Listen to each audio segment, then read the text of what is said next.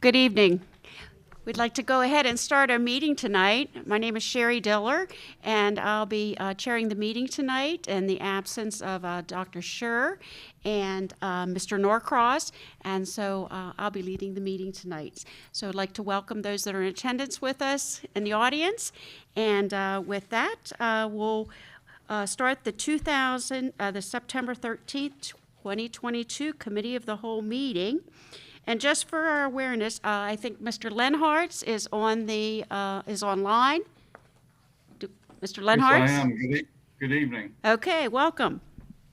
Okay, prior to tonight's meeting, there was an executive session held regarding personnel and litigation. And at this time, would you please join me for the Pledge of Allegiance, followed by a moment of silence. I pledge allegiance to the flag of the United States of America and to the republic for which it stands, one nation, under God, indivisible, with liberty and justice for all.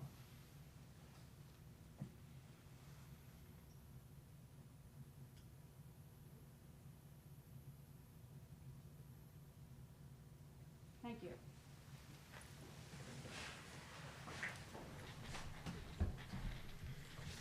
So the purpose for tonight's meeting is to present and discuss agenda items which may be moved on then to the agenda for next Tuesday's board meeting for a board vote.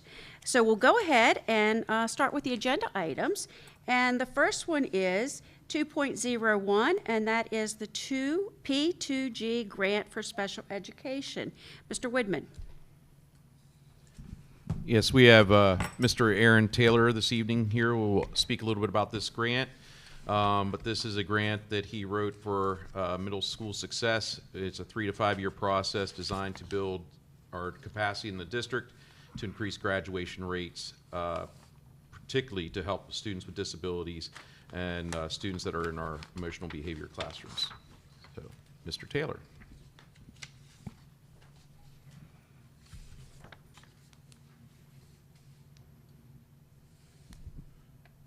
Okay, good evening. So first of all, if you don't know who I am, I'm Aaron Taylor. I'm the new supervisor of special education here for our 2 middle schools in the Franklin Learning Center. And I appreciate the opportunity to talk to you this evening a little bit about the grant that we're looking at that would target our emotional support students who are receiving their supports and services at CAMS North. As Mr. Widman already pointed out, basically the grant is called Path to Graduation with a goal of really to increase our graduation rate at the high school, but starting at the middle school level. And targeting, as he said, some of our students who do have IEPs in the district, specifically our emotional support students, so that we can continue to target those students on their way to graduation. The goal of the grant really is to create what we call an early warning system, is to identify students as they're struggling and to be able to remediate where they're struggling at, whether that's with supports and services within their IEP or just supports within the building. So we would create an early warning system. We'd also do a self-assessment to identify where our weaknesses are within our program at CAMS North. And we would continue to do some professional development and creating a framework very similar to MTSS that would allow us to once again support those students, not even just necessarily our emotional support students, but also our LS students, students who also have IEPs within the building. Part of that framework will be data collecting data to be able to identify those students who are struggling, and then also to inform our practice and our instruction within the building to support those students. I know we already have a couple other initiatives in the district, such as MTSS and PBIS, that we have launched in the district this year, and the grant actually fits really well with those two initiatives. The grant is $10,000. So we'll actually get 2 installments, one at the beginning of $5,000, and the other grant comes to us in the spring of another $5,000. And basically that is going to pay for the professional development that we need. It's going to pay for some of the things that we would purchase to establish that early warning system, as well as some of the costs that go along with that self-assessment. I know one of the big questions a lot of times the school board obviously has is cost. So when you implement a grant, what is going to be the commitment on the back end of the year of the grant? So I had an opportunity. The grant is with Patan, working alongside the IU also. And basically, the ongoing costs are going to be very minimal. We're not going to need to put a big balance of money to it, because basically what we're creating is a framework to help support our students, not necessarily add staff or other programs to support our students. It's going to be more on supporting our students with what we're already doing and doing a better job at identifying where those weaknesses are with a program we already have. Okay, any questions? No, just congratulations on receiving this grant and for taking the initiative to apply, and it'll be great to help our students. Okay, thank you. Are we good to move that to the consent agenda? Yes, we can move that on to the consent agenda as long as everybody is okay. I do have one question. I'm sorry. The program that we initiated, they extended the age to 20. Is it 20? 21? You mean for IEP students? Yes. Yeah. So I think you're asking the question, now our students get an additional year. Is that what you're asking? Yeah. Well, That is correct. that's They had added- they had okay. an opportunity to have one more additional year Okay. this Yeah. year. Yeah. That's correct. Yeah, I want to thank you also, Mr. Taylor, for bringing that grant to us. Thank you.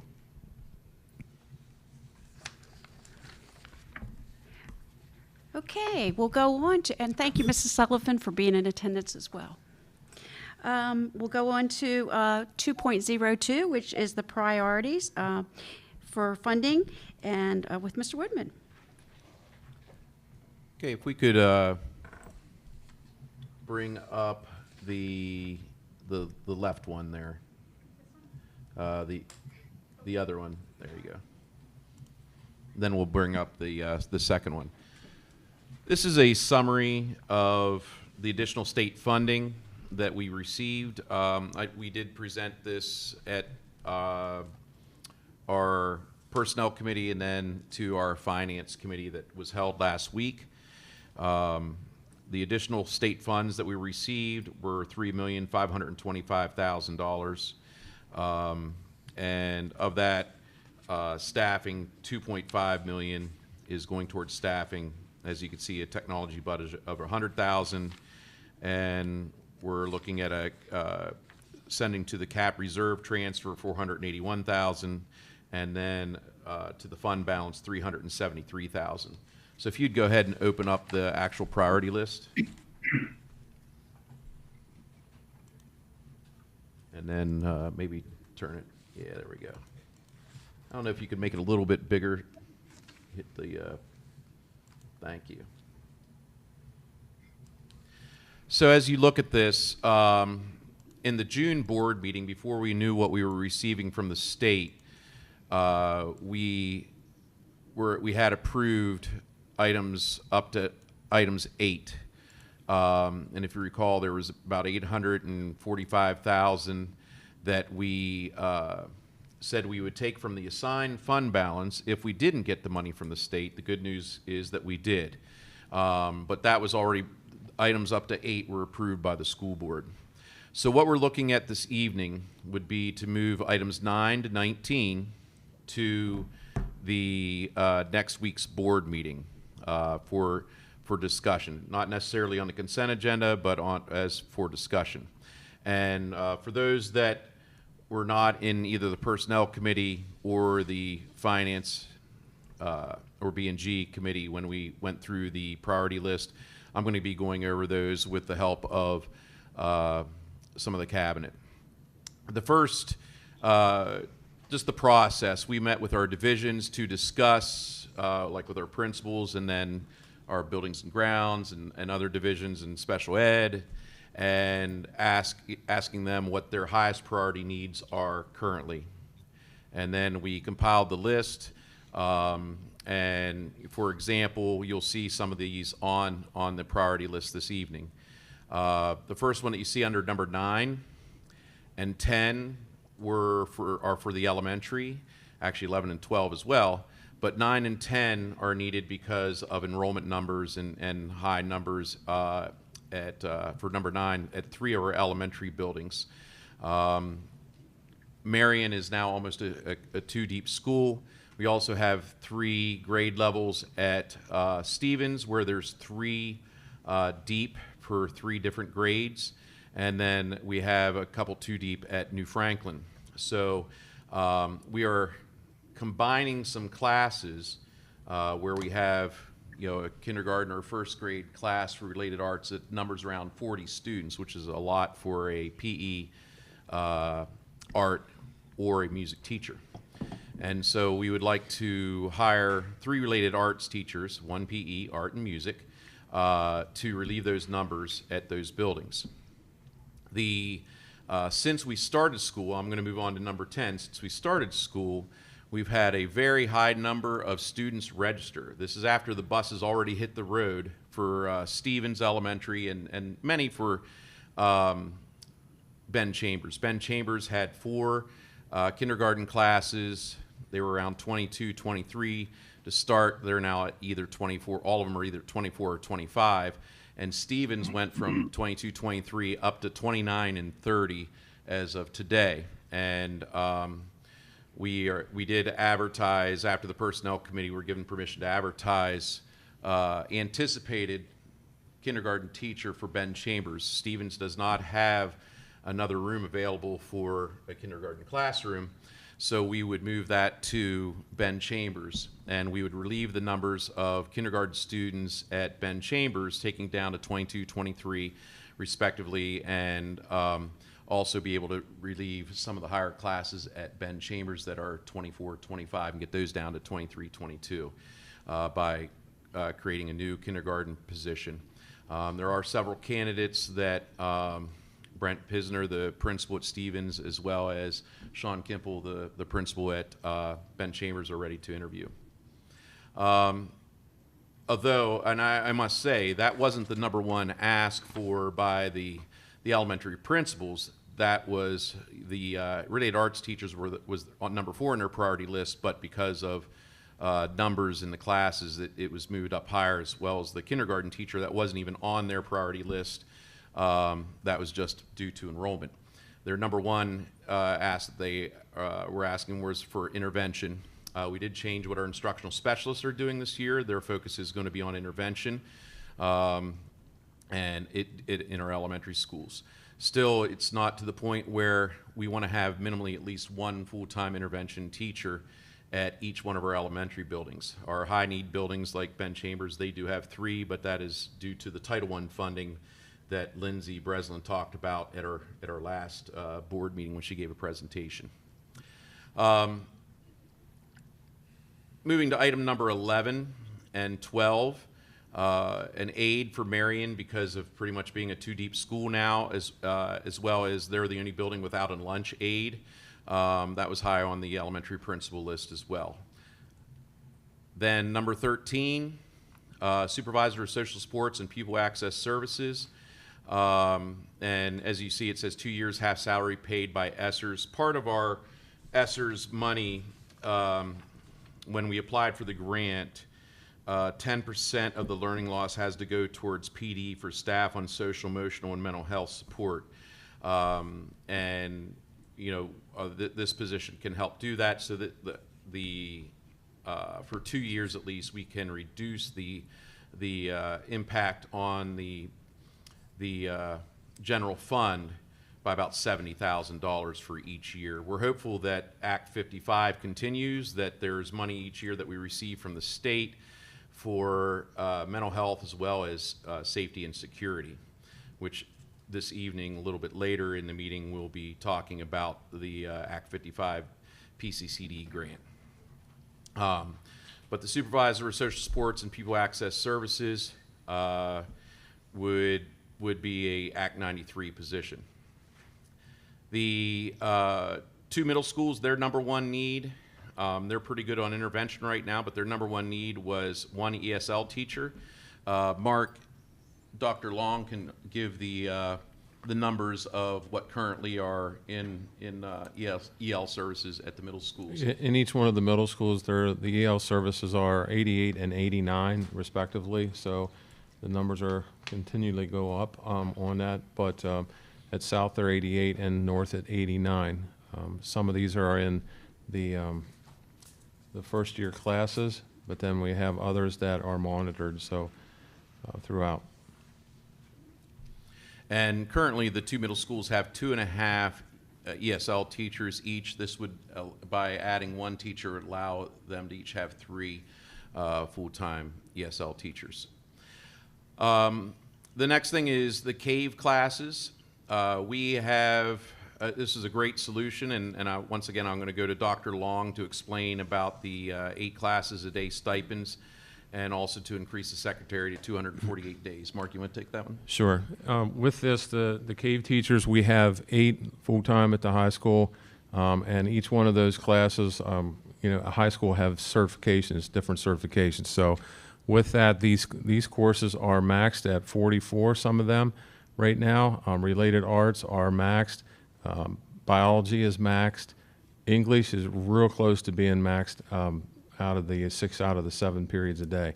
So what we are looking at are 1 for each core area and then 4 related arts in order to increase, and that would be a stipend position as far as a teacher using that after school because they're already full during the day. So they would meet with the students after school and do the class after school. And then the secretary, with that, we need that secretary throughout the summer as well due to summer school and alternative ed. And the under number 16, this is for the high school Adena students. That was their number 1 priority that they're asking for last year. They had 5,711 referrals last year. And with nearly 2,300 students at the high school, we really want our principals to be educational leaders. They need to start getting back in the classrooms rather than handling discipline. They would like to, they're asking for a dean of students to handle a lot of the smaller discipline. Number 17, I'm going to let Tammy explain the debt service savings to the cap reserve. Yes, a part of the funding plan that we've had for the cap reserve over the last couple of years is to take the bond refunding savings and move that money to the cap reserve. We had that in the initial budget, and as we were working down through it, removed that. We'd like to return that. For those of you who have been at some of the Building and Grounds Committee meetings, we have some large capital projects coming down within the next, I'm going to say, 4 to 5 years. 2 being the middle schools are going to need complete HVAC renovations done. So we would like to continue to fund the cap reserve if we are able to do that. Thank you. And then we're going to go back to Dr. Long. He oversees technology to talk about additional funding for technology. With that, this is for the budget. We need actually to grow the budget. We're not looking at the leases of the Chromebooks or the iPads, but we're looking at the items that are behind the scenes, such as servers, storage, and things like that. We also need that within the budget in order to start to replace many of the projectors that are broken and out of date. We can't get parts for them any longer, so we're looking to do a new style of smart board, which is a TV basically with a computer in it, and it's touch. It's actually cheaper than doing all the separate parts like that. So with that, that would be a reoccurring each year. That way they could have a better outlook as far as what they're budgeting, and then they can have a stepped process with that. The original request was for $300,000, but with the ESSERs, there's $200,000 in there to help out with software as well, such as GoGuardian, which is very important to our district because that's a filter, but that's under ESSERs. But the $100,000 is extremely important. And then I don't know whether Mrs. Stauffer can do as eloquent a job as Ed Peters or Matt Varner did on explaining the need for an HVAC technician, but I'm going to have you give a try. I'll do my best. So yes, we're requesting the addition of 1 HVAC technician. We would offset a part of that cost by reducing our existing contracted services. The goal behind this is to put into place a more comprehensive preventive maintenance program. As you know, we are renovating 4 of our elementary, well, I don't say we are, we have pretty much completed the renovations of 4 elementary schools with new HVAC systems. Our goal would be to, hopefully prevent costly repairs that come down the pike when you don't have a good preventative maintenance program. And if you look at the, over in column F, it says remaining. So remaining out of the 3.5 million was 1.9 million, and we're, with the priority list, asking for 1.536 million, with 373 set aside to go to the fund balance for items that we may need during the year. And underneath, if you would scroll down a little bit there, Diana, that'd be great. Underneath, we have some unfunded items that we definitely want considered for next year, or if there's ways to figure out for this year. But unfunded items would be 6 interventionists. As I spoke earlier, we'd like to see an intervention, at least one full-time intervention teacher at each one of our elementary schools, because we use our Title I funding money right now for our interventionist. We do not have, some of our schools do not have intervention. And some only have a 0.25 of a teacher because of the perceived wealth of the school. For example, Falling Spring and Guilford only have a 0.25 person, where Marion actually doesn't have anyone. They have an aide. So we would like to see 6 interventionists, with 2 of those 6 coming from the Title I. As you remember Lindsay Breslin's presentation, we needed to move a couple Title I folks from the, because of receiving less Title I money, to the general fund for next year, so that has to be consideration. So 4 would be new positions, 2 would be transferring to the general fund, so a total of 6 interventionists. The high school is still in need of another buildings and grounds custodian. We still had a C&I director, computer technician, and Dr. Long can speak about that, but with all the going to one-to-one and many more needs within our technology department, our folks are working as hard as they can, and they still don't have enough folks to do all of the ticket needs that our teachers are putting in. Mark, I don't know if you want to add anything there. No, that was really good. Okay, then. I've heard you say it twice, so I might have it down. And then the cashless hall monitor, and these are in no specific order, I'd say, but the interventionist, definitely rose to the top. Special ed, autistic behavioral support. Our finance committee heard Cherie Sullivan speak about that last week, and you're here, so I'm going to let you come up and talk briefly about that. You have to slide it over, if you would, to turn the green light on. All right. Yep. Thank you. I appreciate the opportunity to be here before you again tonight. With this position for an autistic support with behavior, we currently have 21 autistic support classrooms in the district from K to 12. Supporting those classrooms are their teachers. So we have a teacher almost in every classroom. We do have openings right now for teachers. So I'm also going to say, if you know any teachers who need a job, send them our way. Any opportunity to ask for that.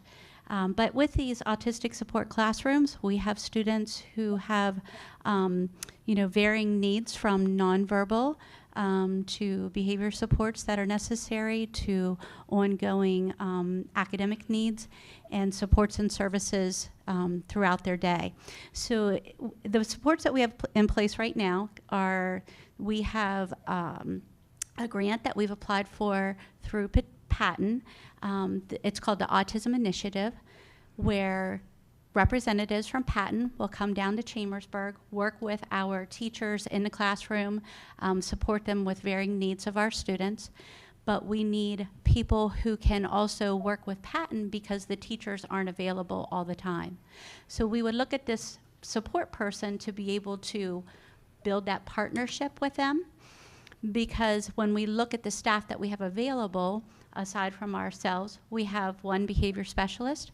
The behavior specialist that we currently have serves K to 12, all special education students, trying to give support to autistic support, but we have 1,500 students in special education here in the district. We also have a social worker, and the social worker dedicates the majority of her time supporting our students with behavior needs, emotional supports. That foundation in the district here needs a lot of supports as well. So this would help those 21 classrooms, students in them ranging from 8 to 12 students with autism, because those classrooms are capped because of the needs that they have. So we'd really appreciate your consideration for this position, as when we look in terms of the district and the identification of autism, it isn't going down, it's only grown. So thank you for this opportunity. And then there's 2 additional items. And if you look at line 35, it actually says year 24 and 25. So this year and next year, because of the ESSER money, we are still supporting Back on Track, which is after-school tutoring continuation, allotting $50,000 for elementary, middle school, and high school. And that also would be for the 23-24 school year, using the remaining ESSER's money for the, again, $50,000 for each division, elementary, middle, and high school. And then line 36 is a supervisor of social supports and people access services. Consideration, we would have to add $75,000 to fully fund that if the like the Act 55 grant doesn't continue for our district. Questions? Hello, Mr. Whitman. This is Bill. Go ahead. I appreciate the effort you put into this, and I like the method that you use to come up with a consensus or buy-in, from key members. But after I looked at this, thought about it some more after our finance committee meeting, and I did bring up, I think, the reading specialist or the interventionist during the finance committee meeting. But the more I thought about it, the more I'm thinking that reading, is a very important part of learning, and I just don't think the teachers, the classroom teachers, have the time, to help the kids, that are struggling with reading, a basic, a basic skill, to give the attention that they need. So I would like to see at least 2, if not more, of the 6 interventionists that you have there, or reading specialists, moved up into the funded category, and then use as a bill payer one of the positions, 1 or 2 or whatever that you need to as a bill payer, item 9 through 19, somewhere in there, use one of those as a bill payer to fund the reading specialist.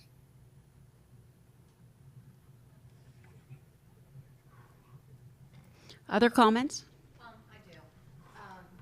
I'm just appalled, number one, that we would even consider a hall monitor for $60,000. I'm like, that's just like. If somebody's talking, I can't hear them. Can they turn the mic Joe, on? turn around and your mic. Mr. Lenhart has to have everybody have his mic on. Just a minute, Bill. Okay, Bill. All right. I am completely appalled that we would even consider $60,000 for a hall monitor. I'm like, that's a whole lot of crazy right there.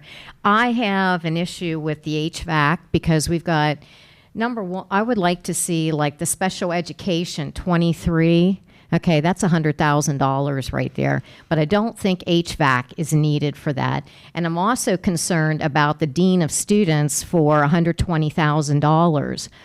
Because I'd also like to see supervisor of social support and pupil services in there too. So I'm just concerned about what's going on up in there in the yellow. I would imagine that the hall monitor would work in conjunction with the police. Well, I know, but come on, And actually- $60,000. Well, the price for a police officer is $75,000. So Well, I know, but we're talking if, a hall monitor. right. But I'm saying if you think about it as a team, and they're going to play a crucial role on that team. Well, I'd much rather it pay is an extra savings. $15,000 and get another officer. Right. Okay. And I think any of those, I think the reading specialists are much needed. Yes, they are skill needed than- before than these any- other any items of are needed. You know, exactly, yeah. Okay. I think all of us would agree around the table, reading is the key. Because it's been said, readers are leaders, and leaders are readers. And if we don't start them down, and I again commend the curriculum committee for getting the new ELA program this year, which I think is on the right footing. But we need to support that and continue, because in my years in education, it opened so many doors with the reading, and I know each one of us in here would agree with that. Thank you. I'd just like to say thank you to all the teachers out there when we look at all this, some of the stuff that's going on. And I mean that from the bottom of my heart. I'm sure all of us here on the board, when you look at what we're asking them to do, being spread thin and everything else, and working a lot of times under less than ideal conditions, I think they need to be recognized in this situation. And I just want to take that time out to kind of to give a little kudos and shout out and honor to our teachers and the staff who's doing the work. Thank you guys very much.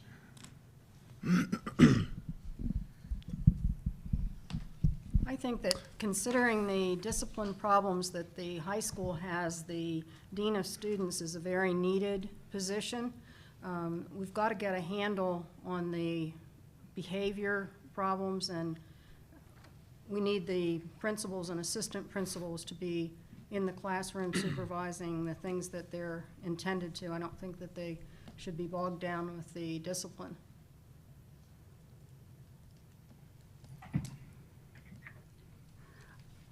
Carl? We do have the option. Mr. Leonard has said he'd like to see 2 interventionists moved up. We do have the option that we can pull from the 373 in the fund balance. We are sitting on I a. knew somebody was going to say that, but. I mean, we're Yeah, sitting on. You know, we When can't when was the spend- last time we had 25 million every- sitting in the every fund year, balance? you know, Have we ever? We have something that comes up during the year that needs funds pulled from the general fund balance, and I would feel very uncomfortable, spending that 373. We have 25 million though, not just 373. Yes, but we have to maintain a healthy fund balance. I think that is a healthy fund balance. That's unprecedented. Yes, and we want to keep it that way.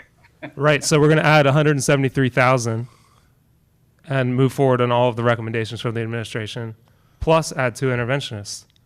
That sounds like a great move. That sounds like a win. Sounds like spend to me. No, we're actually going to have more in the bank tomorrow than we do today if we move forward with that plan. Or could we say invest? Yes. Okay, I have a couple comments. First of all, I've looked at this list over and over and over again, and trying to find money, trying to find ways to get these things, because everything on this list is important. And so I've looked at some things. For example, if the reading specialist gets moved up on the list, if we could get 2, then we wouldn't necessarily need the Marion the lunch aid or the other aid, because there is an aid currently which I find really difficult to swallow that we don't have a reading intervention specialist at Marion. We have it across the entire district, but Marion does not have a certified teacher delivering remedial reading. We are using a teaching assistant, and some of our teaching assistants just do a fabulous job. But I believe that Marion should have some intervention time from a certified teacher. So that's one of the things that I sat and thought about, and you know, the administration can make some decisions. Then we look at the supervisor of social supports and pupil access services. And, you know, I've gone over that list of everything things that are on there. A lot of that has already been put out to other areas within this central office or elsewhere. Act 93 positions, I think we have to be very careful when we add Act 93 positions. Right now on the instructional end, I was sitting there today thinking about, we have 2 assistant superintendents. We have an Act 93 math person. We have an Act 93 curriculum and instruction person. We have an Act 93 ELL person. We have a language arts coordinator. We have a transition coordinator. Except for the language arts coordinator that I've listed there, they're all Act 93. Plus at the high school, we have a CNI person. I think we need to look at the whole picture, the whole structure, the duties, and make decisions based on that. I'm not in favor of just putting in another Act 93 position because, yes, we can pay for it, the $70,000 for 2 consecutive years, but then it's an ongoing expense. We may find that we need something elsewhere, or we want to readjust. One of the other things I thought about was the Dean of Students at the Cassius High School. We have mental health money. Can we fund that for a while to help out using some mental health funds? And I did notice, I was going through some board minutes today, the HVAC technician, I think that was put in April, wanted that, but then it got pulled. And even though that's very important, can we wait? Plus, I'd have to see the numbers on that. Then I look at the special ed autistic behavior support coming down through the lineup. You know, 21 classes, my gosh, I don't know how you function with that. Also, something else for money, in hearing Chief Carter at the financial meeting, there is $150,000 left in safety. Could that be sent over to technology to help? I think that we've got to look at some things so that I would like to see, I would love to see six reading specialists after what has happened to these kids. The thing of it is, we're making decisions without even having the data on where our kids are in their reading. We may have a much bigger problem than we know, but at least, if we want 6, at least 3 would be a start, or even 2 is a start. We got to start somewhere, because when I first got on the board, I was keeping track of that. We took out 7 reading specialists. Now with Nicole Brookins being moved into being our coordinator, we pulled another one, so that's 8. So we have lost 8 reading specialists after coming off a pandemic where we know kids have been struggling. So those are kind of my thoughts, and we'll have to decide. We can go around and decide how we want to handle this. I mean, the related arts teachers are something that has to happen. I mean, you can't have 40 kids in. You can, but it's not appropriate. It's not fair to the kids or the teachers. And the kindergarten at Ben Chambers, but I don't know if we send the rest back to the administration and say, let's make this work. What can we do? We also have the ESSERS funds too that are not spent, and there's technology money there. Of course, there's the social services position, the $70,000 there. Maker spaces for $270,000. I know some of you're not supposed to fund ongoing positions with one-time money, and that's something we have to keep in mind. But yet, I think I mean, I struggle with not having the 2 reading specialists and it being not on the list, and behavior support. So, thoughts of the board again? I think some of those one-time. You know, I think, go ahead. No, I was gonna say, I think some of those one-time situations, if we put that money out there and monitor it, once again, I'm looking at it as an investment. These are our kids. And we monitor and see what kind of outcomes that there are, then maybe we need to up the taxes and whatever else needs to happen to make sure that this is, because we will realize, okay, this thing worked. Maybe we need to put more money in that direction of that. I don't mind doing something like that because at this point, after the past 2 years, what we've been through, we've got to do something. And this is our future. And we may not recognize it until it's 5, 10 years down the road, and by then it's too late. We've got almost a generation of students, kids who are out in the public, who are going to be living in this area, more than likely, and pulling down whatever it is, whether it's because it's homelessness, whether it's joblessness or lack of employment, being fully employed, whatever the case may be. So I look at it as an investment at the end of the day, and I think our children are worth it.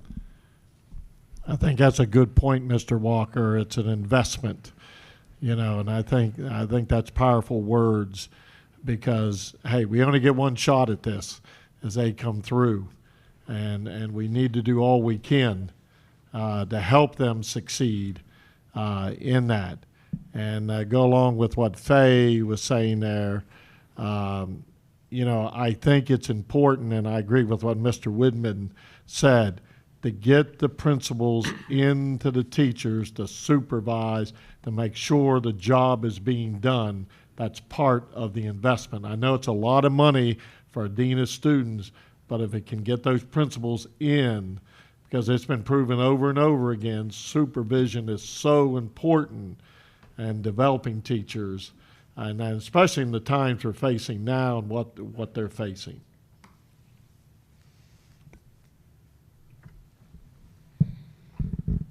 Yeah, sure. One thing that you said, Dr. Diller, that could happen if we would move 2 interventionists up and remove the 1 aide at Marion. I would like to keep the lunch aide. I wouldn't want to use a interventionist to cover lunches, you know, at Marion, but to keep the part-time lunch aide.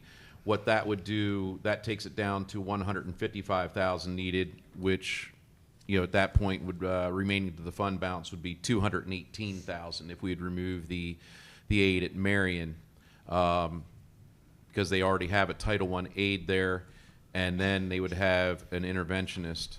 So that would help a little bit. So it takes it down to $218,000. That would go to the remaining the fund balance by moving 2 interventionists up for a total of $155 if you remove item number 11. But then you're to your putting, point. yeah, but then you're putting in a person. How much are we putting in for an interventionist? How much cost?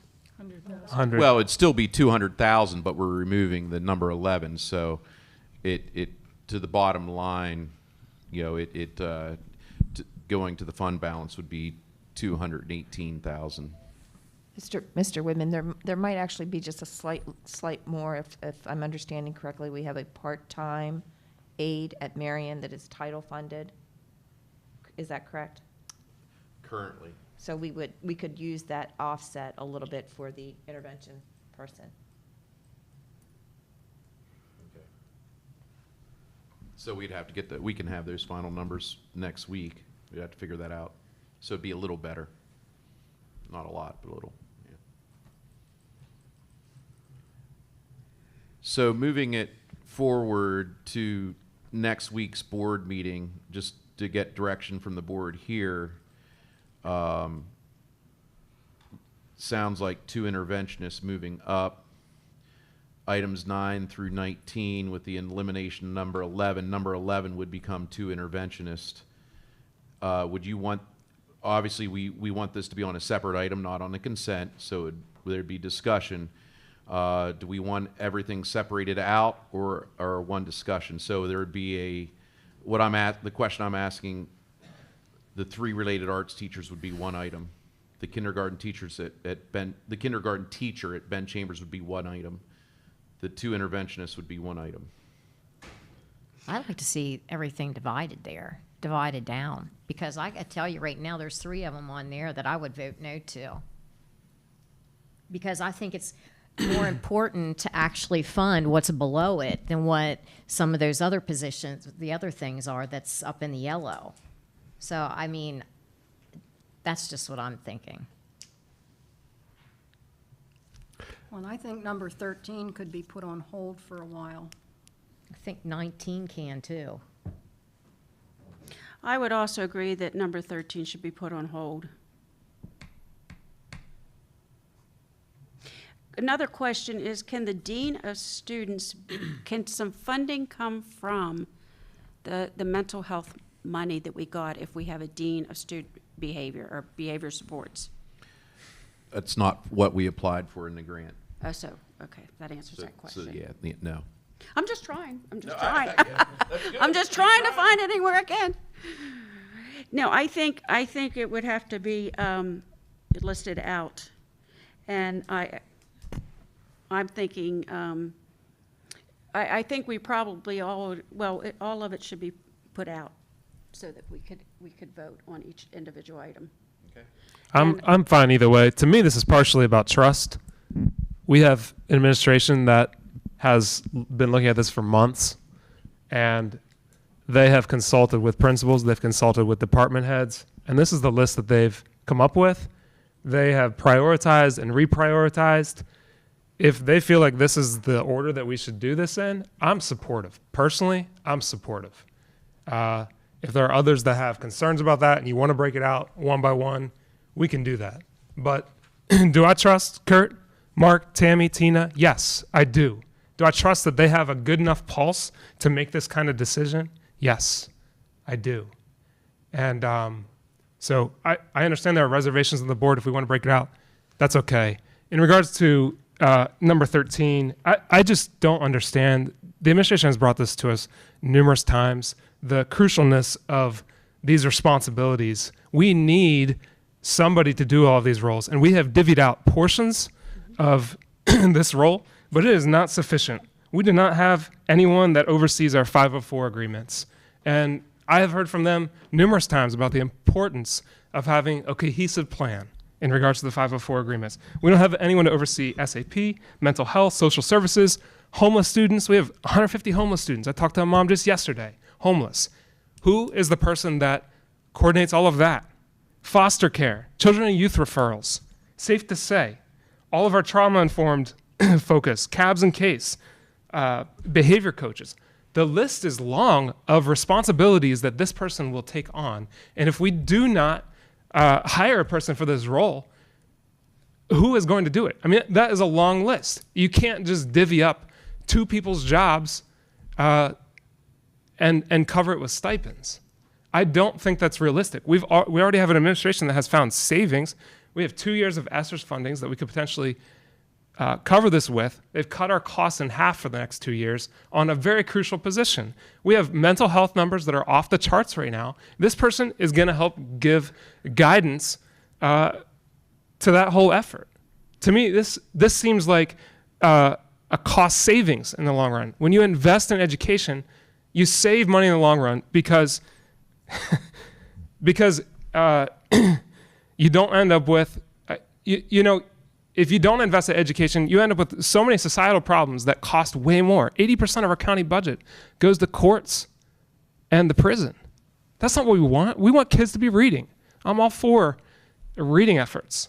I think when you invest in education, you end up paying less in the long run. And that's what I really want all of us to agree to here, that this is important, that we invest in each one of these roles. I trust all of you that are leading this team, that you're not just making these positions up out of thin air, that you have good reasoning for it.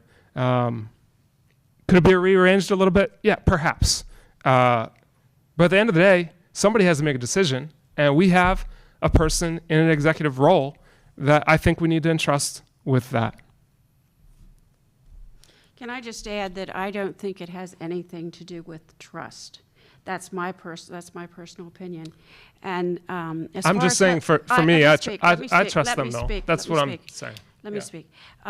It's not about trust in any way, shape, or form. I really applaud the administration, all their efforts, all that they do, the teachers and everybody in the organization. As a board, we are here, and I've said this repeatedly, we want to help. But one of the other things too is that I discovered in this whole thing is you're saying about the homeless. Who's going to do that? We have a full-time person with benefits that is in charge of homeless.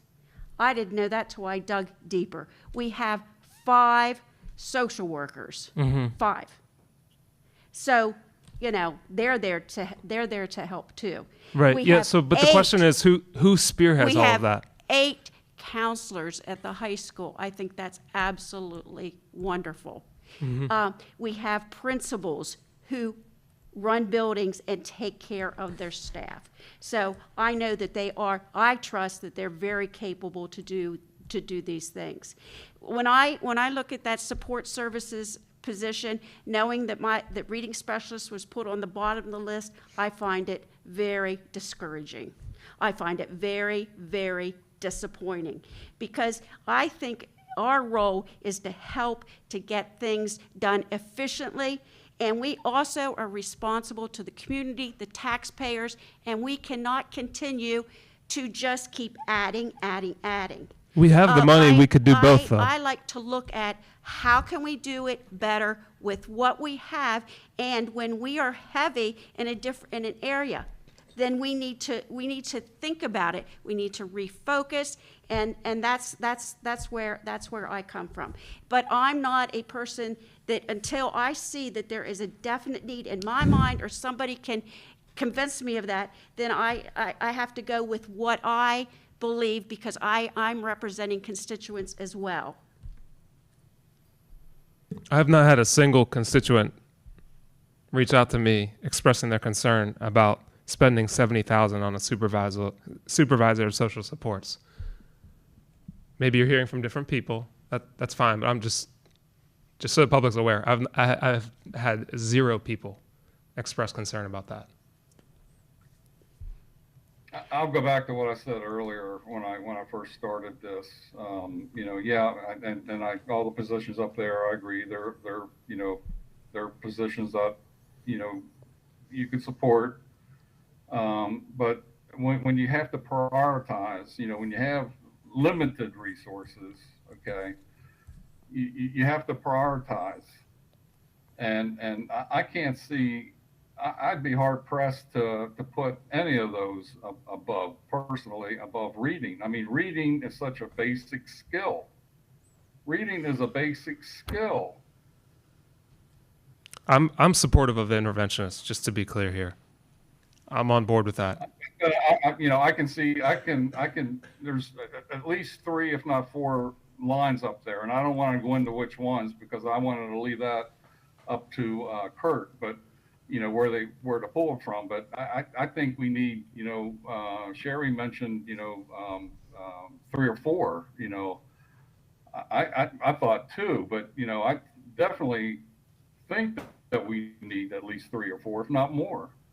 And for reading skills, you know, to help kids read. If they can't read, they're gonna keep falling further and further behind. It's good.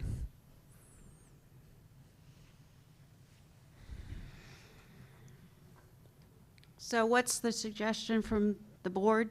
Do it separately? What? I'd like to see them each one done separately. I don't think that it's going to be that big of a deal to do that. Okay. Because I don't want to vote the whole thing down, because I know what we need, but I know there's things on there that I'm not going to agree of, and I'm not putting my name on that, because I'll vote no to the whole daggone thing before I do that. So I'm just saying, I would be happy to have each one separated. I would appreciate that. Okay. Yeah. I can agree to that. Yeah, we'll do that for next week. Thank you for the discussion. Okay, we'll move on to 2.03, compensation for security. Mr. Woodman. I'm going to have, in just a few moments, just to prepare Chief Carter, have him also talk about the football games. The compensation for security, we're having a difficult time finding folks for our home football games, and then in turn our boys basketball games, to find outside folks to come in and work security. And we have roughly about 5,000 fans that come to each home game, as long as it's not raining. And of course, we don't want it to rain. We want to have a nice night for our for Friday night football. But it does. We have a lot of parents that drop off students.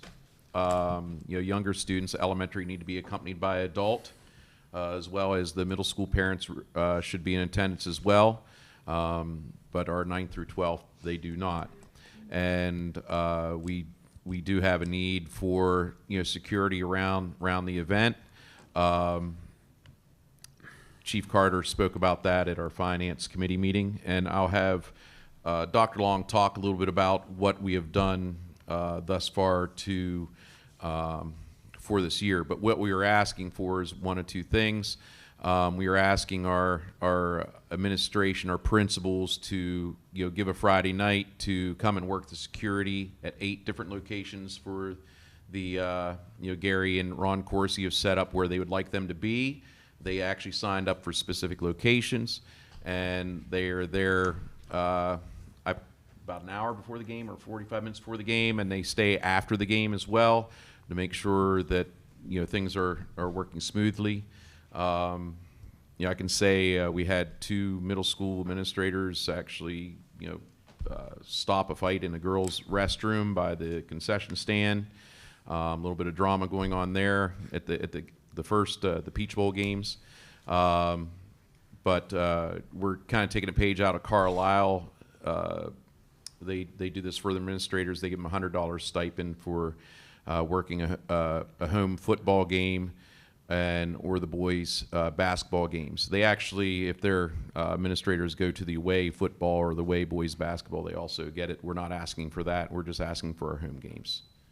Mark, I'll let you go ahead. And the way we set this up, for those of you that didn't hear it before, we have 5 home games, and what we have done is identified 8 different areas where they are going to be stationed. They are stationed there the entire evening.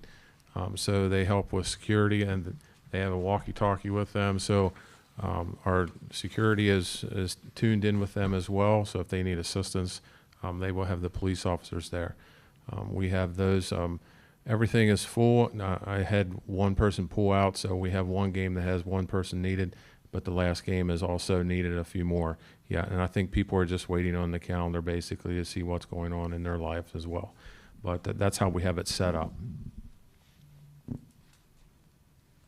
And Chief Carter here is for any questions that you may have.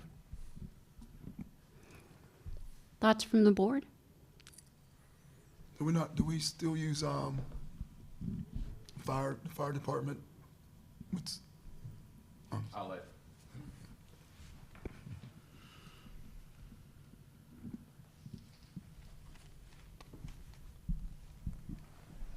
So at this point in time, we have our own, some of our own event staff that we use, and we also contract out with Synergy Services, specifically fire department personnel.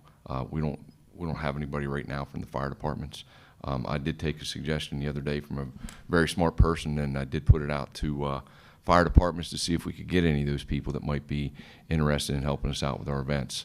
But right now, we're minimal as far as contracted people and our own event staff that can actually work these games, which is why, we've explored the possibility for administrators, because a lot of what goes on in these games are, our kids from multiple different schools, and the administrators work really well with dealing with those situations that aren't police situations. They're more of an event or a crowd control issue.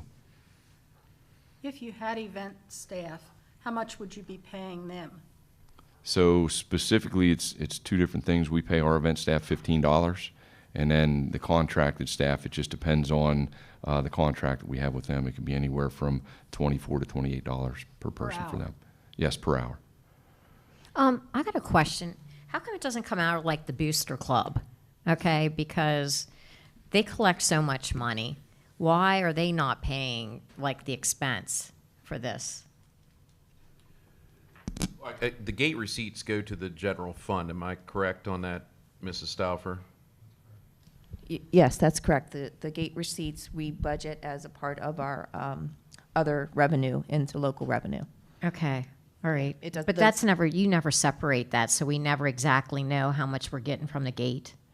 We would be able to do that if the board would like to see that I'd like information. to see that like broke down. Yep, we I can do really that. would.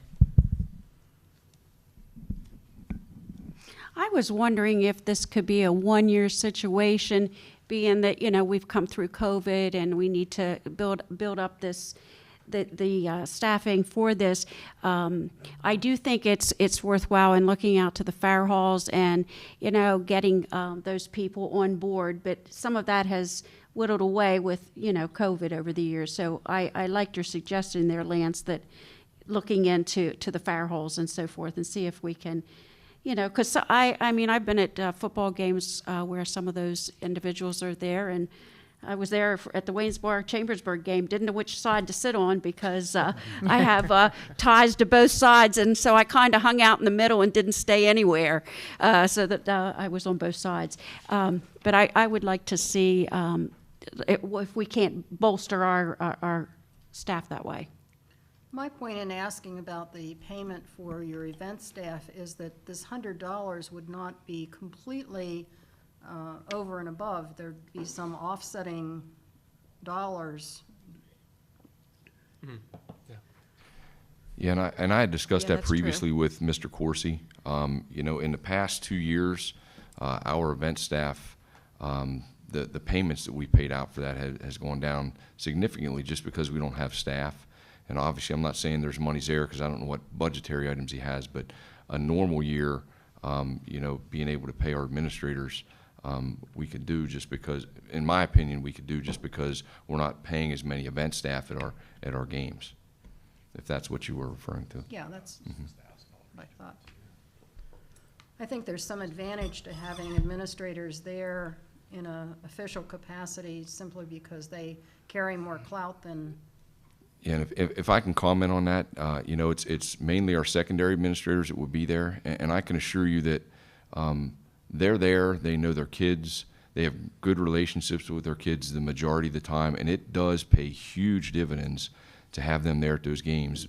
To have a police officer step right up to somebody first and foremost when it really isn't a police matter as opposed to a principal, you could set yourself up for a little bit of failure there. Not that our kids don't pay attention to us and we don't have good relationships, but the administrators are on the front lines every day. They know their kids. They know how to move them on and say things to them. And having watched them work over the last 3 years, our administrators are second to none at doing that. So we move that on to the consent agenda? Okay, let's move on to 2.04, math curriculum. Mr. Woodman. Okay, as part of our refresh for our resources, last year, as you know, and Mr. McKee, you brought up about our ELA resources. We redid our ELA resources for K to 12. Right now, we are working on math resources 9 to 12, new resources for 9 to 12.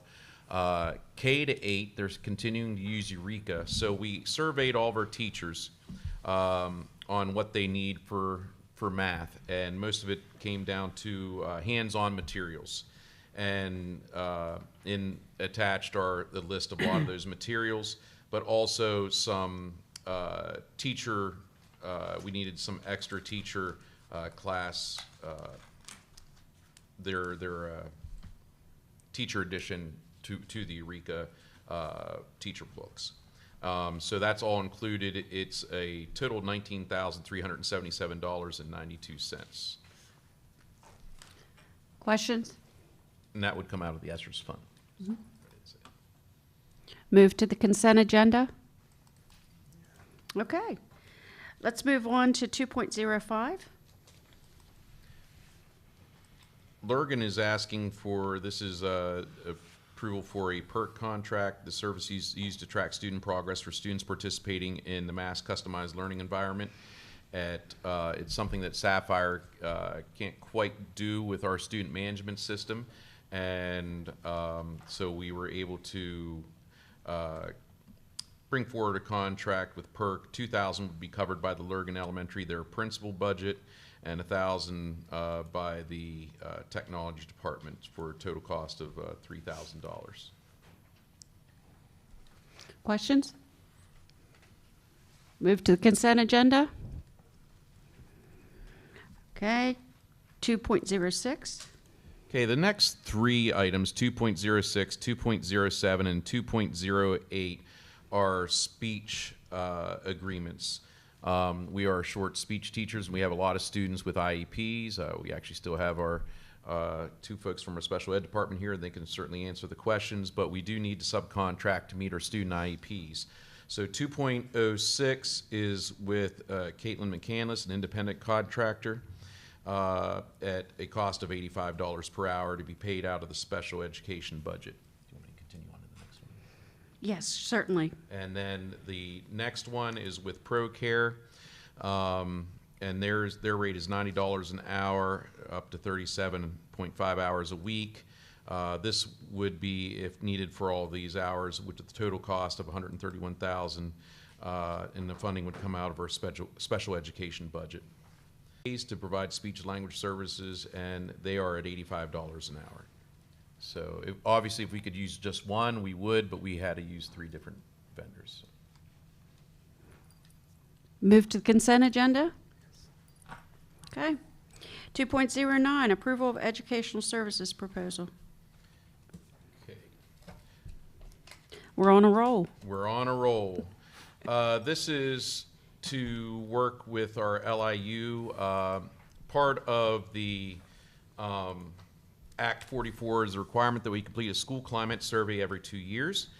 We have not completed this task yet, and that was set forth in 2018 with Act 44. The surveys should be also done by individual schools. So each school in our district should be doing a climate survey. We'd like to place the ownership on the Learning and Belonging Committee as being part of the action planning after the surveys are complete. So for your background knowledge, Act 44 of 2018 really focused on school safety and security. And if we would be, one of the items would be if we looked at the climate, that would be an area that through the Pennsylvania Commission on Crime and Delinquency, if we can solve some of the climate in our schools, that discipline would go down and the climate would be better. But what that would look like from what we would get from the LIU would be that Tanya Moret would be setting buildings up to use the PDE survey. The actual survey is free from PDE, and this evening Dr. Diller provided everybody with the examples of the climate survey. And it was in the last Friday's board notes. But this is paid for the PDE statewide system of support funding that runs through our immediate unit. And it's we also have Tanya as a national school climate coach. But best practices are for one team at each building to be involved in order to educate widely about school climate, increase response rates on the survey. However, the Learning and Belonging Committee could serve as the group to be the conduit of this work with a very limited role, which would look like this. They would determine the timing of the survey and all communications. They would review the survey and identify any vocabulary or process that may need some additional instruction before disseminating. They would craft separate communications for staff, then families, and then for the students. This would be in multiple forms: website, one call, email, letters. We want to, for it to be valid, you have to get up to a certain percent of folks, like staff needs to be over 85%, students needs to be over 85%, the community needs to be, the parents need to be around 30%. So they would set goals for response rates, and then they would review the responses, and then we would, the next part is the survey data analysis, where that's where a lot of Tanya's help to review the data for each building and creation of materials to present to the building school climate committee that leads to priority areas for action planning. And best practices are for this to occur for no less than several half-day interactions. And then the action planning is probably the most important part. That's the facilitation of building level planning process that results as a best practice in the process. And then the bottom line is the climate survey it's long past due, and we would like to do it right using PD survey and using a national school climate coach from the LIU. As we place a heavy focus on improving our culture and climate within the CASD, giving voice to all of our stakeholders is very important. The Learning and Belonging Committee can be an important piece in helping us hear from our students, teachers, admin, parents, and community. Those are all the stakeholders in the climate survey. There are 74 members that sit on 8 different subcommittees. 15 of those 74 members are students. And as you know, our staff does not mirror our student population, so this is one of the paramount reasons to our board that to support our Learning and Belonging Committee. I do have, I was asked to provide a couple things here. I actually have a list of our Learning and Belonging Committee members. Pass that way. I'll pass that way. And listed are the subcommittees and the chairs there.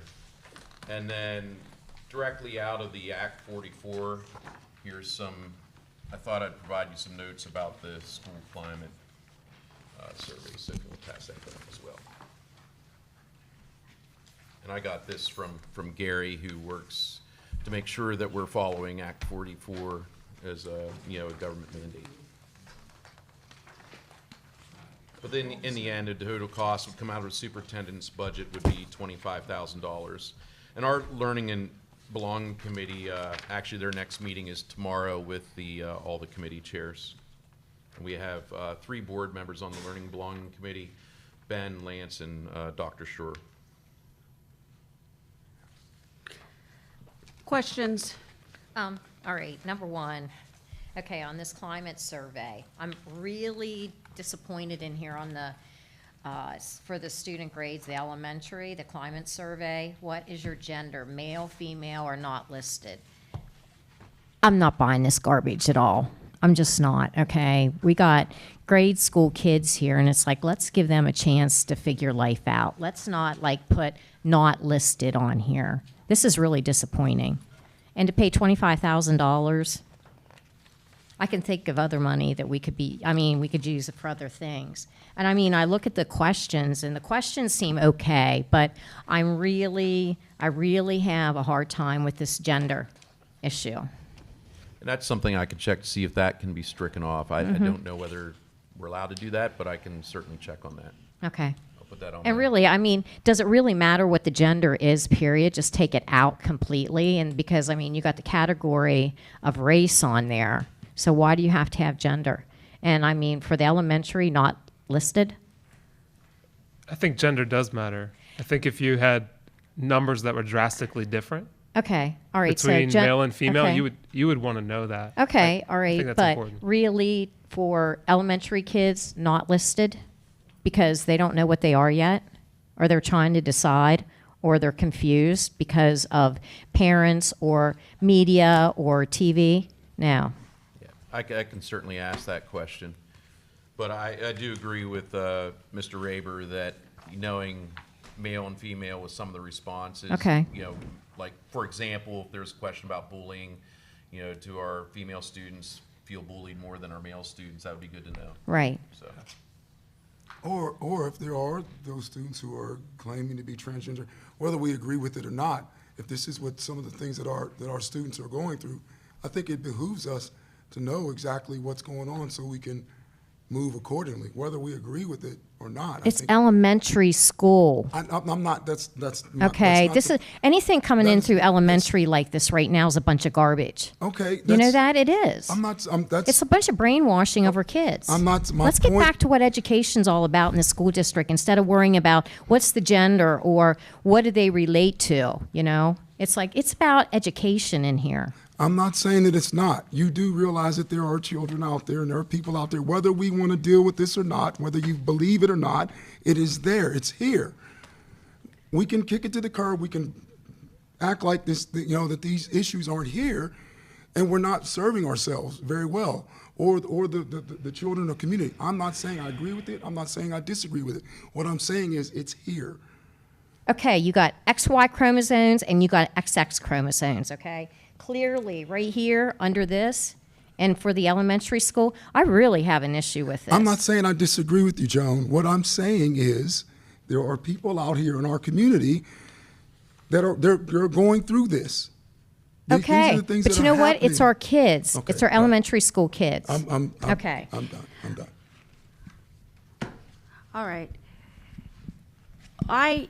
I'm thinking there might need to be a little bit more discussion on this, that maybe it should go to a regular agenda, or did anybody else have comments that they wanted to make? We good over there? Okay. My only question is, I got to get a better feel for, if this is a free survey, why we're going to pay $25,000 to have the IU come in here and do this. Can we get our own results? Could we do our own survey? Again, $25,000 is $25,000, and I find it hard to spend $25,000 to do a survey.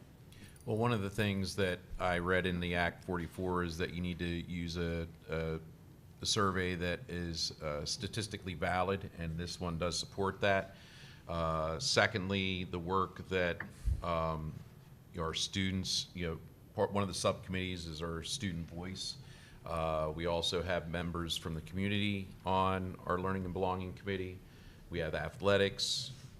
We have Professional Learning Committee, a School Climate and Culture Committee as part of the subcommittee of the Learning and Belonging. And it takes a lot to facilitate all those groups, and the help from the LIU has been invaluable for the $25,000 that they do a lot of work in between the meetings to help support that. I know we have a couple board members that have been attending those for over a year, and even with some of our subcommittees with our teachers, this work is very important to our teachers and our students and our community members that sit on the committee. Well, I think a survey is great, but I'm also looking at the chairs of these committees. And when I look at a high school principal, a Maria Banks, a Mark Shore, when I come down through these names here that I see, I think that any one of those would be capable of running a meeting. I'm just saying, 25,000 here, 25,000 there, 50,000 here, it all adds up. But I agree. I will move it, I'll be glad, we can move it to the regular agenda, and then, we can vote on it. I don't know. Okay? So do I understand that the survey is required, but is the analysis, the action planning, et cetera, is that also required?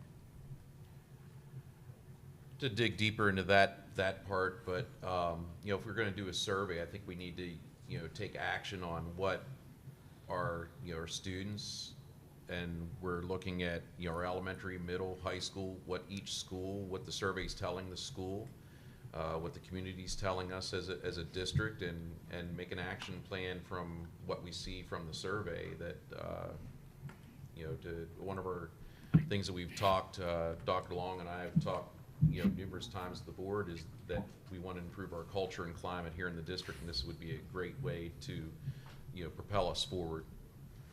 We have a communication expert in Brian Miller. Is there any reason why he couldn't be tasked with this analysis? I know in 2017, we had the incident where we had to shut everything down. At the end of that, you had the state police here. We had how many different groups or entities that were here to try to facilitate this stuff. I was one of the parents who came and spoke out. And pardon me if I get a little emotional about this, because I'd asked some questions then and I didn't get any answers to. And it's a lot of it. There's racial tensions. I couldn't pull up all the audio on what was said back then, but I know at the end of that meeting, the state trooper who's from the Heritage Foundation with the state police said, it looks like this community is in need of diversity training. That wasn't his assessment. That wasn't my assessment. That was his. That was in 2017. If that's what was said back then, and remember we had to shut down a football game, what have he done since then? And all I'm saying is, I think it's time now to maybe fast forward this, fast track this, so we can. There's even more tensions going on now, whether it's because of the COVID, whether it's because of loss of learning, whether it's because of the mental stuff or whatever else. I think we need to know what we're up against so we can move forward, so we can create an action plan. I don't know what, I don't have any problem with the questions that are asked on that. I don't. It's just number 3 in the very beginning. Because I So- think the questions are very helpful. But I don't see paying $25,000 out for this either, when we could that's my probably point. use Brian for something like that. But is Brian, does he have the expertise that this straight trooper has, is what I'm saying. We're dealing with a lot of heavily nuanced and multifaceted issues. I wouldn't feel comfortable with Brian spearheading that or heading that up. I would not.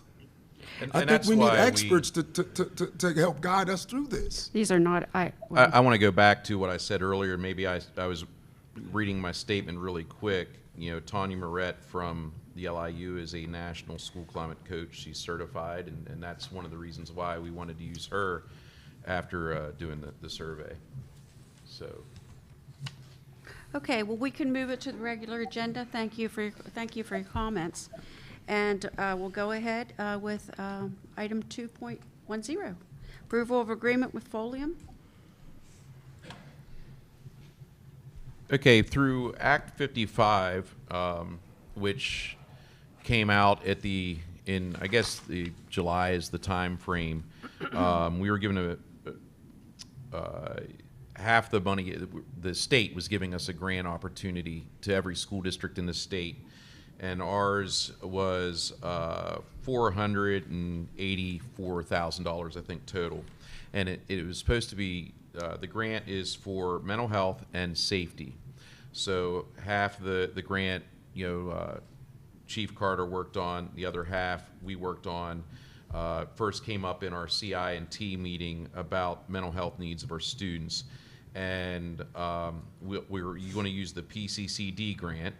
And it's for a 2-year grant with Folium Incorporated to Laurel Life Services to provide a full-time mental health counselor to be used throughout all of our buildings, and then also a 2-day-a-week mental health counselor.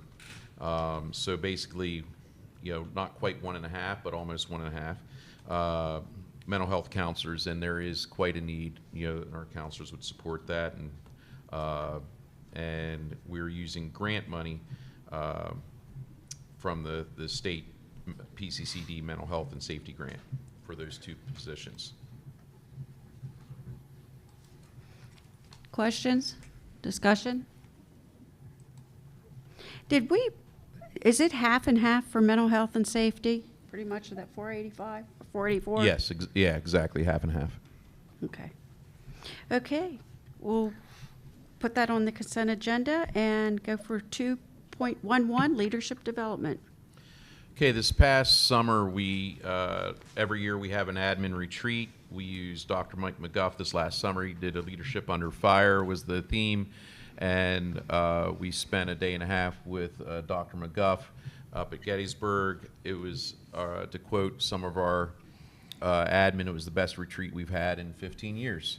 And we would like to use Dr. McGuff again this time. Attached is the lessons from Flight 93. It's a day and a half training that we would be with Dr. McGuff for all of our Act 93 folks during our Act 93 retreat or admin retreat. And if Dr. Schur was here, he already, when he heard about this, he says, I'm already going to take off for next year because it was excellent. But of course, you folks would be invited to come along. Questions? I'm not familiar with what you've done at other retreats. I heard about this one this past year, but what are some of the other options that have been used in years past That's a good question. for retreats? Has there always been somebody brought in from outside to?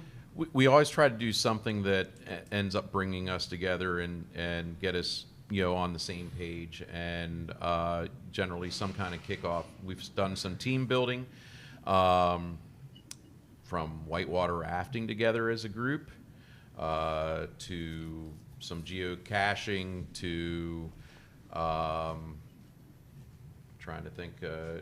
We've taken tours of different things in our community, but we do something as a group that's not quite, I guess, something a little bit out of our comfort zone each year generally. And then we spend about half the time on our goals for the district the rest of the week. And this past year, we spent half a day with, well, we called it the safety day with Chief Carter, which was awesome for our schools to do. We did an exercise. I don't doubt that this is a very valuable presentation. I just question, considering the types of courses that people take in order to attain their principal level credentials and so on, having taken a lot of leadership courses myself, I think that sometimes we just hear about leadership, but we need to be demonstrating it by working together, brainstorming, that type of thing. I'm just not sure that every year, a second year in a row of this. I would encourage you to speak to some of our principals and the leadership lessons that we worked through were very powerful, and it really kicked us off for this year on a very much a positive note. I can Dr. Long, you can also talk about that as well. And this is what our folks asked. They kind of jumped on that they would really like to do this together as a group. Yeah, I'm sure it's very enjoyable. Well, it comes out of the superintendent's end too. So, right, that $8,500. So. Yeah, it's out of the superintendent's budget. Yeah. Can we just move that to the regular agenda so that if anybody else has any comments, we'll just move it to the regular agenda? Okay. 2.12, addendum to memorandum of agreement with Franklin Marshall College. Yes, this is an addendum due to the fact that they can only get us one college counselor. Originally, we would have two, one and a half for Cassius and then a half for CMS. So with the arrangement, that would have been $60,000 that was already agreed upon. So with this, with only one, that would be $30,000, and then the extra $500 is in order to give CMS the funding for some events and things like that they normally give the second school. So with that, it would be $30,500, and that would be coming out of the counseling budget. Questions? I've also been around this program, and it's excellent. Yes. 2.13, request for early graduation for a student. Yes, this is an 11th grade student that finished over the summer. There was some circumstances there that she did some extra work over the summer, and when we found out the paperwork and things, she can graduate with the 21-22 cohort by September 30th. So we're asking for an early grad for her so she can graduate under last year. 2.14, debt book, Gatsby. Yes, we're requesting approval to purchase some software that will allow us to collect and maintain the data and then provide appropriate journal entries, which will be required under implementing GASB 87, which is for our leases, and then GASB 96, which is our software licenses. And we would fund this through the Business Office General Fund budget. Questions?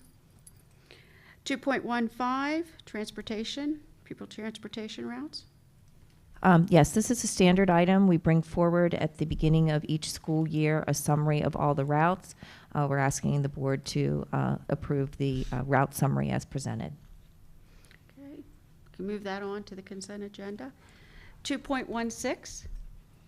2.16 is a contract for the transportation will move from Bob Freese.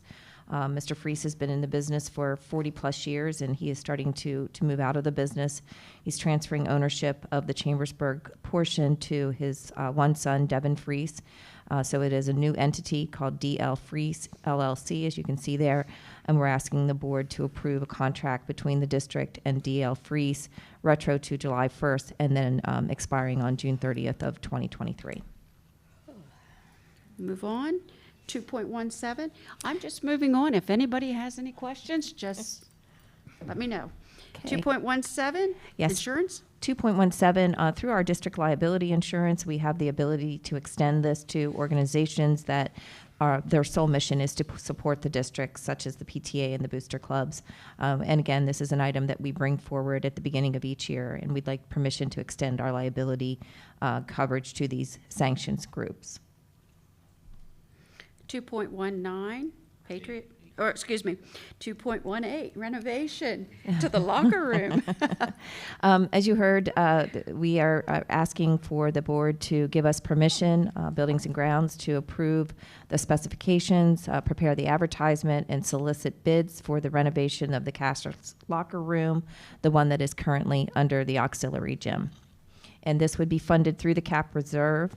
The cost estimate right now is very preliminary. It is estimated at $300 per square foot. Total cost for the project, depending on the scope of work, will be between $450,000 and $500,000. And the estimate does include, as listed below, new individual showers, updated bathrooms with privacy, new lockers, flooring finishes, and HVAC upgrade. Okay, and 2.19. Signage. Yes, 1 second. Just got to click my item here. So 2.19 was presented at the Finance Committee meeting on September 8th. Mr. Miller presented that the Patriot sign has faded as a part of the agreement. The district is responsible for a replacement. We have just re-upped the Patriot agreement for, I believe it's another 3 years.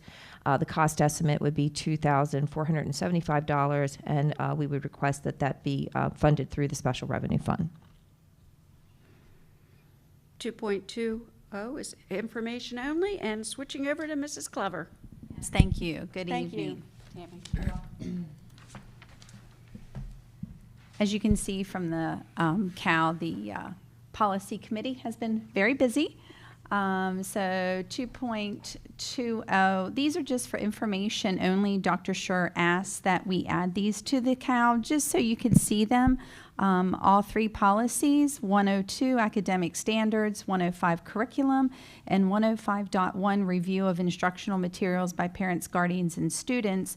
All three of those policies were reviewed by our curriculum and instruction committee, and they have deemed that no changes were needed.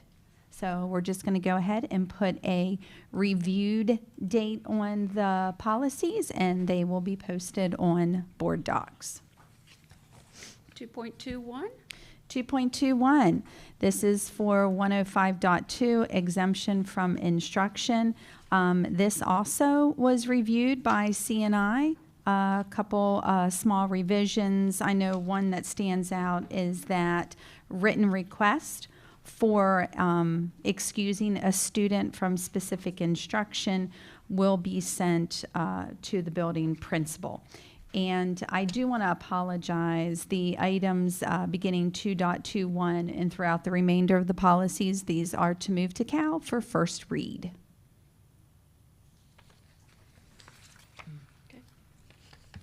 Okay. We will move them forward. Okay.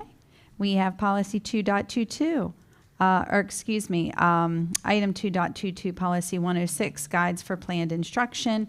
I know this particular policy was reviewed by Mr. Whitman, I believe, along with Crystal Lautenschlager, and changes were made as in your attachment.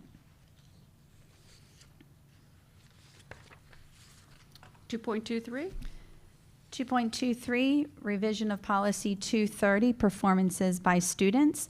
Again, this is a policy that was reviewed by the committee, and the decision that was made, if you remember, there was an AR attached to this policy previously. It was decided by the committee that we were going to go ahead and incorporate the AR information into the policy itself. So that is why There is no longer an AR attached to it. It is part of the policy. 2.2, would you just like to continue I- instead of me interrupting? I you? will, Dr. Diller. Okay, let's just go forward. I will, thank you. Item 2.24, this is policy 316, Police Department Establishment. Chief Carter here to my right. He reviewed, he did not see any changes needed at this time to the policy, but we will be reviewing the AR to see if any adjustments will need made to that. Item 2.25, this is policy 626, federal fiscal compliance. This comes under Mrs. Stauffer. The majority of the changes that occurred actually had to do with Mrs. Stauffer's official title with the district, and I know some threshold dollar amounts were also updated.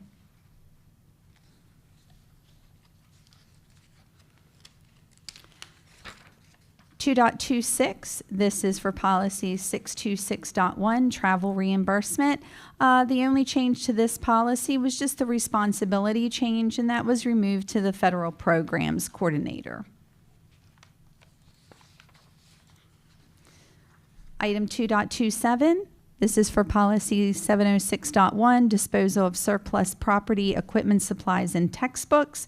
Again, that was just to update Mrs. Stauffer's title. Item 2.28, this is for policy 718, service animals in school.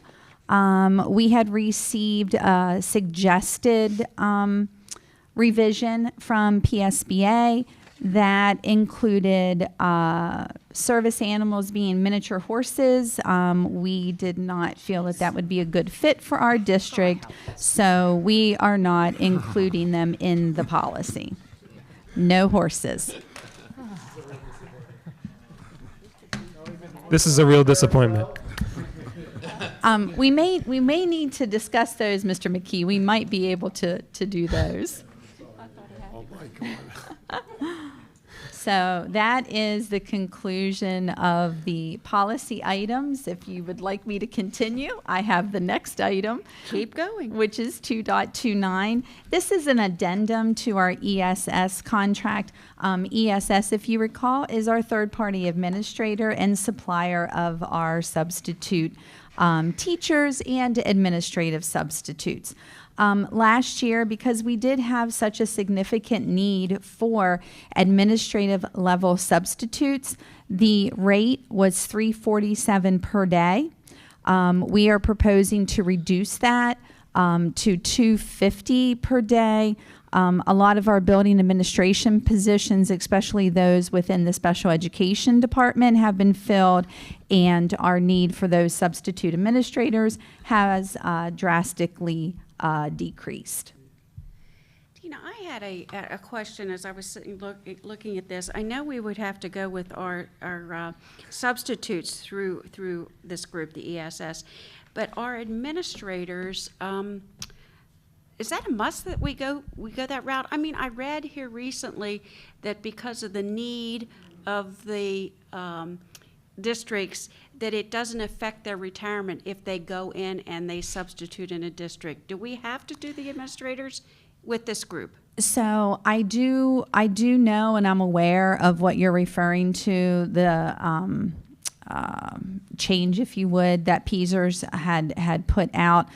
I know for us as a district, I know I'm more comfortable with them going through ESS, even from a management perspective. And I will tell you from the administrators that I have talked to, which I haven't talked to all of them, but I know their comfort level is also better going through ESS, which I can understand. I understand that too. Yeah. Okay. No. Just thought I'd ask. Absolutely. That was a great question. Then we go to the next item, which is 2.30, another addendum to the ESS contract, and this is to provide executive administrative substitute. So this is going to allow ESS to provide us with that executive level substitute. The rate of pay for that is $584.45 per day, and this is much needed support to the district, especially Mr. Woodman, during the time of our superintendent vacancy and search, and with Mr. Woodman being basically split into two positions. So I know he is very appreciative of this recommendation.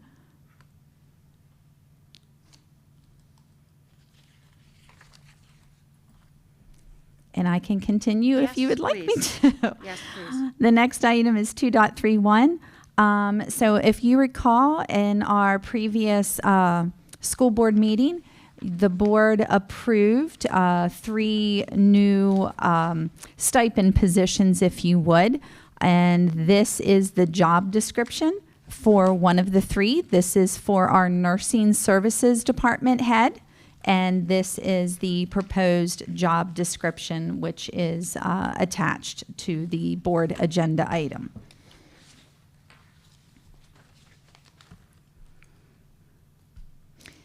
And then 2.32 is the next job description for the second of the 3 new stipend approved positions, and this is for our guidance department head.